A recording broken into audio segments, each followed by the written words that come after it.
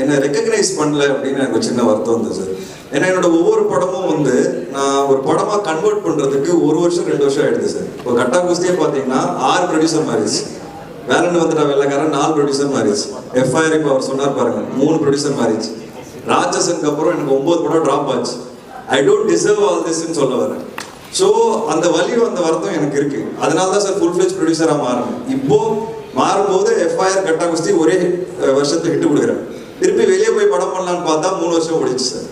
திருப்பி என் படம் திருப்பி கையில் எடுக்கும் போது தான் ஆரியன் ஒரே வருஷத்தை திருப்பி வர ஸ்க்ரீனுக்கு. அதனால இப்போ அடுத்த 5 படம் நான் என் ப்ரொடக்ஷன் தான் பண்ணுவேன், வெளியே பண்ண மாட்டேன்னு நான் டிசைடே பண்ணிட்டேன் சார். இந்த ஒரு வருத்தம் தான் சார் எனக்கு. இது ஒருத்தர் மேலே இருக்குன்னு கேட்டிங்கன்னா கிடையவே கிடையாது. இது ஜென்ரலாக என்னோட ஃபீலிங், இது என்னோட வருத்தம்.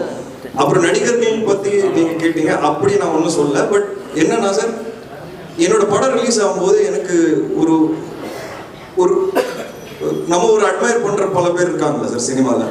யாருமே கால் பண்ணி பெருசாக விஷ் பண்ணதில்லை. அந்த படம் பயங்கரமாக ஓடும். ஆனால் அவங்க எல்லாருமே என்னோட டேரக்டர் நான் அவங்களுக்கு கால் பண்ணி 20 நிமிஷம் பேசியிருப்பேன். புது ஆர்டிஸ்டாக இருந்தாலும் நிறைய படங்கள் பண்ண ஆர்டிஸ்டாக இருந்தாலும் எனக்கு அந்த ஆசை.